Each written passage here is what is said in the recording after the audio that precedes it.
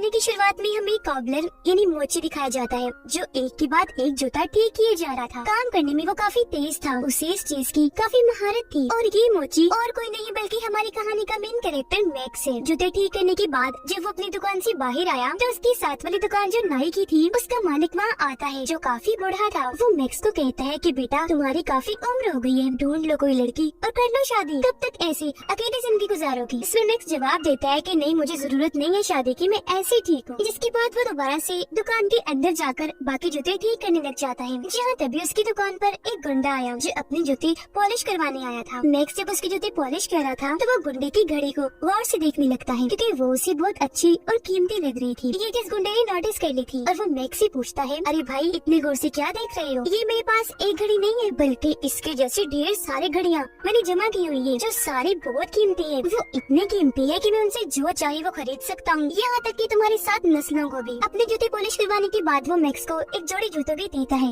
ये कहते हुए कि ये फट गए हैं, इन्हें सिलाई कर दो, मुझे शाम तक चाहिए क्योंकि मैंने इन्हें पहनकर एक पार्टी में जाना है। अब जब मैक्स उसके जूते ठीक कर रहा था तो अचानक उसकी मशीन में चिंगारियां उठने लगी, जिससे मशीन में खराबी हो गई और वो बंद हो गई। इस वजह से मैक्स मैकेनिक को कॉल करता है और उसे कहता है कि मुझे अपनी मशीन अर्जेंट ठीक करवानी है। इस पर मैकेनिक ये कहकर मना कर देता है कि भाई देखो 2-3 दिन तक मैं बहुत मसरूफ हूँ, तो इतनी जल्दी तुम्हारी मशीन ठीक नहीं कर सकता। जो सुनकर मैक्स परेशान हो गया, क्योंकि उसे कैसे भी करके शाम तक गुंडे के जूते ठीक करके देने थे। तभी उसे याद आया कि बेसमेंट में भी हमारी एक काफी पुरानी मशीन पड़ी है, जिसे पहले मेरे डैड इस्तेमाल करती थी, उनसे पहले दादा और फिर उनसे पहले परदादा, यानी वो खानदानी मशीन थी। अब उस मशीन पर जाकर मैक्स गुंडे के जूते आराम आराम से ठीक करने लगता है और वो जूते ठीक करने में कामयाब रहता है। जिसके बाद वो रात भर गुंडे के आने का इंतजार करने लगा, पर जब वो नहीं आया तो मैक्स जूतों का नंबर देखता है जो 10:30 था। वो सोचता है ये तो मेरा ही नंबर है, चलो पहन के देखता हूँ। अब जैसे ही उसने जूते पहने, हैरत वो ही गुंडे का रूप ले लेता है। जब उसने शीशे में देखा कि मैं गुंडा बन गया हूँ, उसे झटका लगा। अब वो जैसे जूते उतारता है दोबारा से अपने रूप में वापिस आ जाता है। फिर वो जाकर दुकान बंद करता है। वापिस आकर उसने दोबारा जैसे जूते पहने, वो फिर से गुंडा बन जाता है। चौंक कर एक जगह पर बैठ गया। उसे कुछ समझ नहीं आ रही थी कि आखिर ये मेरे साथ हो क्या रहा है। वो 10:30 नंबर के और जूते ढूंढता है जो उसे मिल भी जाते हैं, लेकिन जब उसने पहने तो उसका रूप नहीं बदला। अब की बार वो हैरान रह गया, ये सोचकर कि ये क्या हुआ, अब मैंने ऐसा क्या कर दिया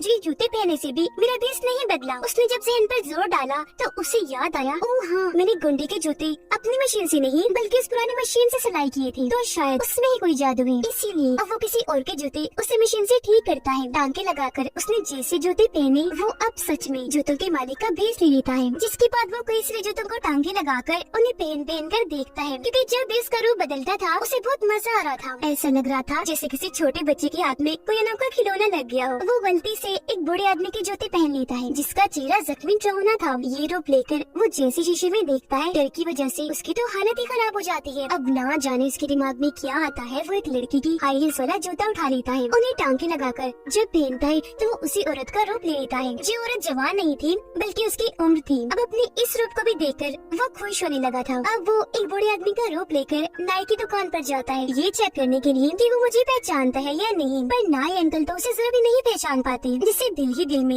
वो खुश होने लगता है। अब वो बेस बदल कर जाता है एक महंगे होटल, जहाँ से वो बहुत सारा महंगा खाना ऑर्डर करता है और उन्हें खूब मजे लेकर खाता है। और जब बारी आती है बिल देने की तो वो चुपचाप वॉशरूम में जाता है और अपने जूते पहनकर अपने रूप में आ जाता है और बगैर बिल दिए वहाँ से चला जाता है। अब आगे जब वो सड़क से जा रहा था तो उसकी नजर एक अमीर आदमी पर जाती है, जिसकी गाड़ी उसे पहले ही नजर में बहुत पसंद आ गई थी। इसीलिए उस आदमी का पीछे करने लगता है। वो फिर गुंडे का रूप लेकर उसके पास जाता है और उस अमीर आदमी से पूछने लगता है, भाई आपके जूते का नंबर क्या है? अब वो अमीर आदमी जिस गुंडे से डरता था झट से बता देता है, 10:30 है नंबर मेरा। जो सुनकर मैक्स मोची कहता है, परफेक्ट है, जबरदस्त, तो जल्दी से अपने जूते उतार कर मुझे दे दो, वरना यही तुम्हारी जान ले लूंगा। अब वो पहले ही डरा हुआ था, इसीलिए फौरन ही अपने जूते उतार कर उसे दे देता है। जूते पहनने के बाद उस आदमी का रूप लेकर उसकी गाड़ी में बैठ जाता है और रात भर उसकी गाड़ी में सैर करता है।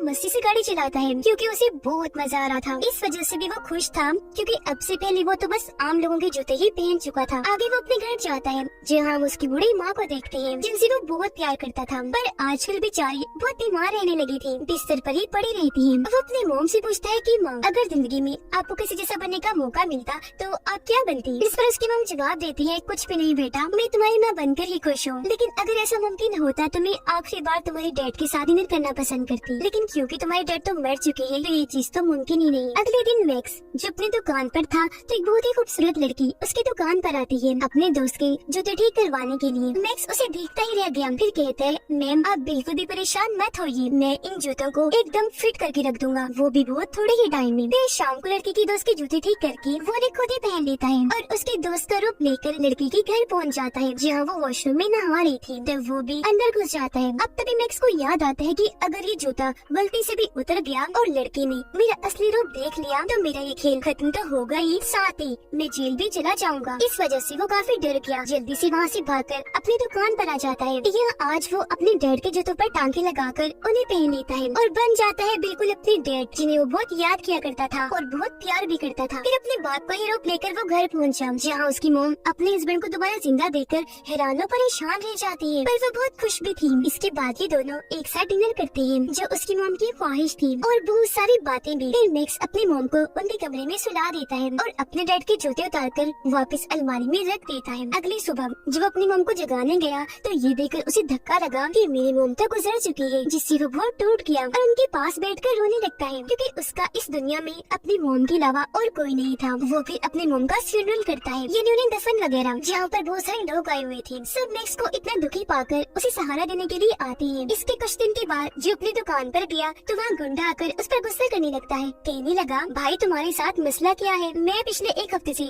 तुम्हारी दुकान के चक्कर काट रहा हूँ पर हमेशा दुकान बंद होती है, कहाँ थे तुम और मेरे जूते कहाँ हैं, ठीक भी किए या नहीं। जिस पर मैक्स जवाब देता है भाई वो दरअसल मेरी मॉम की मौत हो चुकी थी इसलिए मैं दुकान नहीं खोल पा रहा था। गुंडा बोला तो ये बात है, अफसोस हुआ सुनकर, पर अब जल्दी कर मेरे जूते दे। मैक्स बोला अच्छा तो पहले वो पर्ची दो जो मैंने तुम्हें रसीद के तौर पर दी थी। गुंडा कहने लगा पर्ची, कौन सी पर्ची, मेरे पास कोई पर्ची वर्ची नहीं है। मैक्स कहते हैं तो फिर ठीक है, अगर पर्ची नहीं है तो फिर जूते भी नहीं है। ये सुनकर तो गुंडे को बहुत गुस्सा आ जाता है, इसीलिए मुझे धमकाने लगा कि बच्चों अगर तो कल तक मेरे जूते ना मिले तो तुम्हें भी मार कर तुम्हारी माँ के पास भिजवा दूंगा, फिर वहाँ बैठकर बनाते रहना ये पर्ची वर्ची। ये कहने के बाद वो यहाँ से चला जाता है। उसके इस बर्ताव पर मैक्स को बहुत गुस्सा आया, इसीलिए वो अपने कस्टमर का रूप लेकर उसका पीछे करने लगता है। अब वो हमेशा अपने पास लोगों के जूते रखता था, इसलिए बार बार बेस बदल कर उसका पीछे करने लगा ताकि गुंडे को उस पर शक न हो। पीछा करते करते उसे पता चला कि ये गुंडा तो बहुत ही खतरनाक इंसान है जो लोगों से मारपीट करके जबरदस्ती पैसे वसूल करता है। अब आगे जब गुंडा किसी काम के सिलसिले में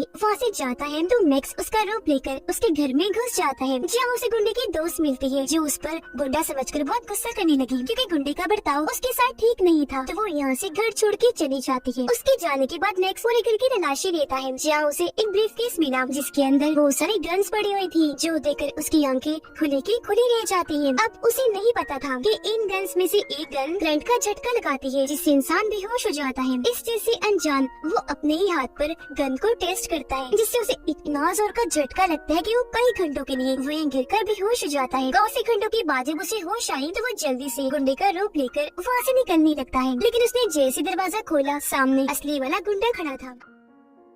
अब अपने बेरोपिये को अपने ही घर में पाकर उसे बहुत बुरा लगा। उसे हैरत तो हुई लेकिन वो उस पर झपट पड़ता है, उसे बहुत सारे मुक्के मारता है और जान से मारने की कोशिश करता है, पर उससे पहले ही एक झटके वाली गन से उस पर शूट करता है। गुंडे को भी जोरदार झटका लगा जिससे वो वहीं गिरकर बेहोश हो जाता है। इस चीज का फायदा उठाकर मैक्स जल्दी से उसे रस्सियों की मदद से बांध देता है। आगे जब गुंडे को होश आई तो वो अपने सामने एक बच्चे को पाता है जो जाहिर है और कोई नहीं बल्कि मैक्स ही था। वो गुंडे से कहता है कि देखो भाई मैं तुम्हें कोई नुकसान नहीं पहुँचाऊंगा, तो मुझे बस इतना बता दो कि वो तुम्हारी महंगी महंगी घड़ियाँ कहाँ रखी है। इस पर गुंडा हंसने लगा ये कहते हुए कि मैं तो नहीं बताऊंगा और हाँ बस मुझे यहाँ से निकलने दे, फिर देखना मैं तुम्हें जान से मार डालूंगा। मैक्स हंसते हुए बोलता है पागल हो क्या, तुम रस्सियों में बंधे हुए हो, मुझे मारने के लिए तुम्हें पहले इन रस्सियों से आजाद होना पड़ेगा। जिसके बाद वो उसी औरत का रूप लेकर दोबारा से गुंडे के पास आया और उसे धमकाने लगता है कि जल्दी बता दो वो घड़ियाँ कहाँ रखी है वरना मैं तुम्हारा वो हाल करूँगा कि तुम याद रखोगे। इस धमकी से गुंडा थोड़ा घबरा गया, इसीलिए उसे घड़ियों का पता बता देता है कि वो कहाँ है। घड़ियाँ लेने के बाद मैक्स वहाँ से जाने ही वाला था कि तभी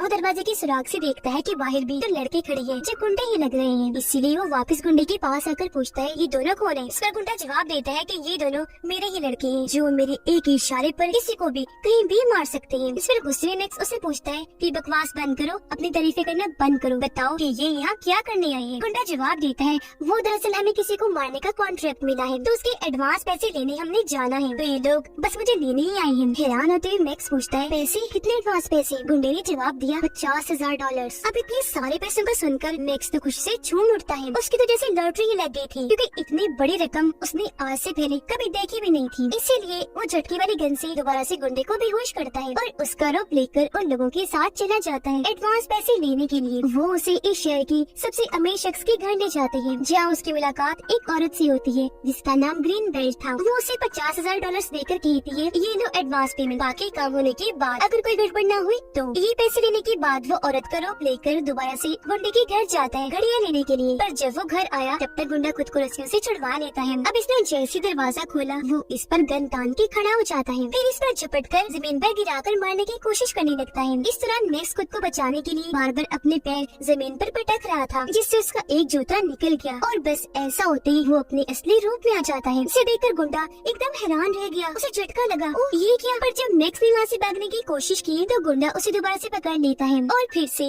मारने की कोशिश करने लगा। पर खुद को छुड़वाने के लिए मैक्स अपने सैंडल की हाई हील से उस पर हमला करता है। हाई हील गुंडे की गर्दन में घुस गई, जिससे वो वहीं गिर गया। उसका गला फट गया था, जिसमें से बहुत सारा खून आने लगा और यहीं पर गुंडे की मौत हो जाती है। अब ये देखकर मैक्स काफी परेशान रह गया। वो डर भी गया था, क्योंकि आज से पहले उसने इतना बड़ा गुनाह नहीं किया था। वो वहाँ से भाग जाता है, घबराहट में घड़ियां पैसे भी वहीं भूल गया था। घर जब आया तभी उसे सुकून नहीं आ रहा था, उसे दुख हो रहा था। इसीलिए खुद ही को इस चीज की सजा देने के लिए वो पुलिस स्टेशन पहुंचा, जहाँ पर वो ऑफिसर्स को सारी बात बताकर खुद को उनके हवाले कर देता है। लेकिन जब पुलिस वाले उसके साथ गुंडे के घर आए तो वहाँ लाश तो दूर की बात, उसके खून का हल्का सा निशान भी नहीं मिलता और तो पैसे और घड़ियां भी वहाँ से गायब हो चुकी थी। जो सब देखकर मैक्स काफी हैरान और परेशान रह गया कि ये क्या हो गया। अब ये देखकर पुलिस को गुस्सा आया, क्योंकि उन्हें लग रहा था कि मैक्स पागल है और इसने हमें भी पागल बनाने की कोशिश की। इसलिए वो मैक्स को कहते हैं, या तो तुम किसी मेंटल हॉस्पिटल में जाकर दिमाग के डॉक्टर को चेक करवाओ या खुद ही पागल खाने दाखिल हो जाओ। जो कहकर वो यहाँ से चले जाते हैं। अब जब मैक्स अपनी दुकान पर वापस आया तो वहाँ उसे पैसों और घड़ियों से भरा हुआ बैग भी मिल जाता है और साथ ही उस औरत की हाई हील्स भी, जिन्हें देखकर वो काफी हैरान रह गया। सोच भी पड़ जाता है अब ये काम किसने किया होगा। जिसके बाद वो बैग को उठाकर कहीं जाने ही लगा था कि तभी साथ वाली दुकान की नाई आकर उसे कहने लगती है, मैक्स बेटे ये तुम क्या कर रहे हो, जिससे तुम्हारी मॉम गुजरी, तुम ठीक से दुकान ही नहीं खोल रही, कभी आते हो कभी नहीं आते, ये क्या चल रहा है सब। इसमें मैक्स जवाब देता है, अंकल अभी मैं काम से जा रहा हूँ, किसी के पैसे लौटाने हैं, तो इस टॉपिक पर आकर आपसे बात करता हूँ। इस पर नाई उसे कहने लगा कि बेटा जो पैसे तुम्हारे पास है इन्हें तुम अपने ऊपर खर्च करो, इतना भला बनने की जरूरत नहीं है।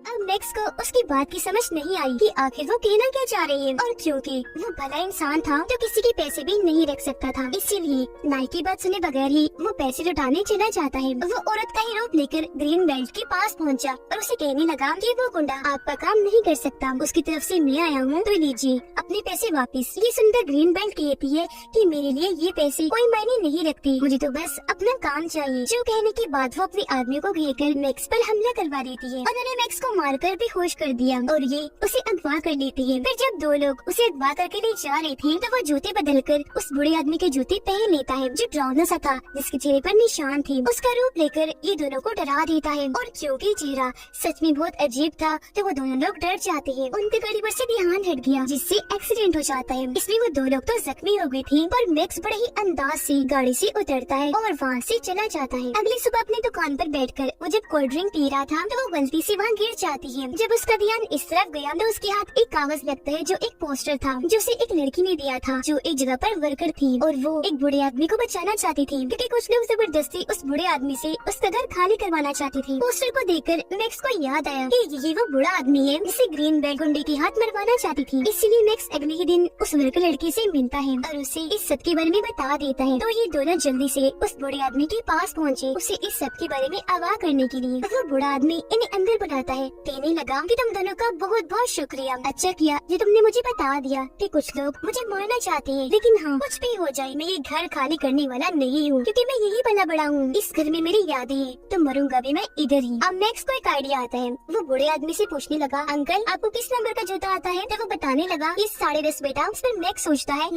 परफेक्ट प्लान है, और अगले ही दिन बूढ़े आदमी का जूता पहनकर उसका भेष बदलकर ग्रीन बेल्ट से मिलने जाता है। उसे कहने लगा कि मैं घर खाली कर दूंगा, पर उसकी बदले मुझे $1,00,000 चाहिए। अब ये डील काफी अच्छी थी, जिसके लिए ग्रीन बेल्ट मान जाती है। इसलिए अगले ही दिन उसकी आदमी उस तक $1,00,000 पहुंचा देती है। वो सारे पैसे मैक्स बूढ़े आदमी को दे देता है, जिन्हें लेकर अगले ही दिन वो अपने बेटे से मिलने निकल जाता है। फिर ग्रीन बेल्ट बूढ़े आदमी के घर को चेक करने जाती है कि वो घर खाली करके गया है या नहीं। वो जब वहाँ पहुँची तो बूढ़ा आदमी वहीं बैठा हुआ था और हम जानते हैं कि ये और कोई नहीं बल्कि मोची मैक्स है। ग्रीन बेल्ट उसे कहती है, जब तुम्हारे पैसे मिल गए हैं तो तुम ये घर खाली करके क्यों नहीं गए? वो हैरान होते हुए कहने लगे, क्या कहा? पैसे? मुझे कोई पैसे नहीं मिले और अब तो मैं ये घर बिल्कुल भी खाली करके नहीं जाऊंगा। जो सुनकर ग्रीन बेल्ट को गुस्सा आ जाता है, इसीलिए वो कहती है, चुपचाप ये घर खाली कर दो, वरना तुम्हारी उम्र तो पहले ही काफी हो गई है। मैं तुम्हें मार डालूंगी, कुछ भी पता नहीं चलेगा तुम्हारा, जिसके बाद तुम्हारी बेटी को भी मार दूंगी। अब उसकी धमकी सुनकर पीछे से एक रिपोर्टर कैमरा के साथ बाहर आता है, जिसे देखकर ग्रीन बेल्ट काफी चौंक जाती है। अब उसे मजीद गुस्सा दिलाने के लिए मैक्स उसे आंख मार देता है। बस फिर क्या था, ऐसा होते ही ग्रीन बेल्ट गुस्से में और भड़क गई, उसे मारने के लिए आगे बढ़ी। जहाँ इस सब को कैमरे में रिकॉर्ड करके टीवी पर चलाया जाता है, जिससे ग्रीन बेल्ट को गिरफ्तार कर लिया जाता है धांधली करने के जुर्म में। अगले दिन जब वो अपनी दुकान पर था तो वर्कर लड़की उसके पास आती है, कहने लगी कि शुक्रिया मेरी मदद करने के लिए, और चलो शाम को खाने पर चलते हैं। अब मैक्स क्योंकि उसे पसंद करता था, इसलिए वो मान जाता है। अब गुंडे की दोस्त नाराज थी तो उसे मनाने के लिए वो गुंडे का रूप लेकर उसके दोस्त के घर गया और उसे वो महंगी घड़ियां गिफ्ट के तौर पर देता है ताकि वो मान जाए। ये करके जब वो वापस आ रहा था तो कुछ लोग उसे असली वाला गुंडा समझकर अगवा कर लेते हैं और अपने साथ कहीं नहीं जा रहे थे। पर तभी उनकी गाड़ी का एक्सीडेंट हो गया, इसमें मैक्स भी बेहोश हो जाता है और जब उसकी आँख खुलती है तो वो खुद को नाई अंकल की दुकान पर पाता है, जो उसे एक ताकतवर चीज मुरब्बा देते हुए कहते हैं कि बेटा ये खा लो, थोड़ा सा खा लो बेशक। इस पर मैक्स कहता है, नहीं अंकल मुझे नहीं खाना, मुझे पसंद नहीं है। नाई कहता है, बेटा जिद ना करो, थोड़ा सा ही खा लो, क्योंकि जिस साथ तुम बार बार एक जिस्म से दूसरे जिस्म में जा रहे हो ना, ये तुम्हारी जान के लिए खतरा है, तब ये मुरब्बा ही तुम्हारे काम आ सकता है। ये सुनकर मैक्स काफी हैरान रह गया, उसे पूछता है, क्या मतलब है आपका? आपको कैसे पता कि मैं एक जिस्म से दूसरे में जाता हूँ? सिर्फ वो कहने लगा, तुम्हें क्या लगता है बेटा मैं सिर्फ नाई हूँ और यहाँ बस लोगों के बाल बनाता हूँ? नहीं, मैं भी एक मोची ही हूँ और तुम्हारे जैसे काम करता हूँ। ये कहकर वो जूती उतारते हैं और वापिस अपने असली रूप में आ जाती है, जो और कोई नहीं बल्कि मैक्स की डैड थी, जिन्हें देखकर मैक्स को अपनी आंखों पर यकीन नहीं आता। वो चौंक जाता है क्योंकि उसकी डैड जिंदा थे, जो सालों से नाई का रूप लेकर मैक्स के साथ वाली दुकान पर काम करते थे। इन्होंने ही गुंडे की लाश को वहाँ से गायब किया और पैसों घड़ियों से भरा हुआ बैग मैक्स की दुकान पर लाकर रख दिया ताकि उनके बेटे पर कोई मुसीबत न आए और वो इन पैसों घड़ियों से अमीर बन जाए। जब भी तो नाई के रूप में उन्होंने कहा था कि तुम इन पैसों को अपने लिए खर्च करो। अपने डैड को जिंदा पाकर वो बहुत खुश हो गया और फौरन उनके गले से लग जाता है, पर थोड़ी ही देर के बाद उसे उन पर गुस्सा भी आने लगा, इसीलिए पूछ लेता है, क्या आपको कभी मेरी या मॉम की याद नहीं आई? जिस पर वो कहते हैं कि आती थी, हर पल आती थी, पर मैं तुमसे तो मिल लेता था, तुम्हारी मॉम से नहीं मिल सकता था क्योंकि मैंने जो बुरे काम किए उस वजह से कुछ लोग मेरे पीछे पड़े हुए थे। अब मैक्स उनसे पूछता है, अच्छा डैड बताइए वो जादुई मशीन हमारे पास कहाँ से आई? इस पर वो जवाब देते हैं कि वो एक महान आदमी ने तुम्हारे परदादा को दी थी, जो फरिश्ता बनकर हमारी जिंदगी में आया। तुम्हारे परदादा ने उसकी जान बचाई थी तो उसने उन्हें ये मशीन दी, जिसने हमारी जिंदगी ही बदल के रख दी। ये बताने के बाद वो उसे अपने खानदान की विरासत दिखाती है। जब वो उसे एक जगह पर लेकर गई तो जहाँ जहाँ नजर जा रही थी वहाँ ही जूते पड़े थे, जो आम जूते तो बिल्कुल भी नहीं थे, क्योंकि ये उसके परदादा से लेकर आज तक जितने बड़े बड़े अमीर मशहूर लोग थे उनके थे। तो अब आप अंदाजा लगा लें कि ये कितने कीमती जूते थे। अब मैक्स कहते हैं, चलिए डैड घर चलते हैं। इस पर उसके डैड कहती है, चलो बेटा, लेकिन सामने वाले दरवाजे से नहीं, पिछले से। जो कहकर उसे पीछे के रास्ते से गिराज में लेकर जाते हैं, जहाँ पर काले रंग की बहुत ही महंगी खूबसूरत गाड़ी खड़ी थी, जिसे चलाना हर किसी का सपना था और इसे चलाने के लिए उसके डैड ने एक बहुत अच्छा ड्राइवर भी रखा हुआ था। जिसके बाद उसके डैड बताते हैं कि बेटा हमारा इसके अलावा और भी काफी बड़ा बिजनेस है। तुम्हें अभी तक यही पता होगा कि हम सिर्फ जूते सीने का काम करते हैं, पर सिर्फ यही नहीं, हम ड्राई क्लीनिंग का भी काम करते हैं और हमारे पास जितने भी लोगों के कपड़े आते हैं उन्हें भी हम इस मशीन से टांका लगाकर अपने मकसद के लिए इस्तेमाल करते हैं। तो बेस बदलने वाला चक्कर न सिर्फ जूतों के साथ है बल्कि कपड़ों के साथ भी है, और कपड़े भी अमीर अमीर बड़े लोगों के हैं। तो हम दुनिया में किसी भी इंसान का रूप लेकर वो बन सकते हैं, जो कोई आम बात नहीं, एक बहुत बहादुरी ताकत की बात है। ये बताने के बाद वो अपनी इस गाड़ी में बैठकर यहाँ से घर के लिए निकल जाते हैं। ये जिंदगी उन्हें बहुत खुशियाँ देती है, वो सुकून से अपनी जिंदगी गुजार रही थी और इसी के साथ ये फिल्म इधर ही खत्म हो जाती है।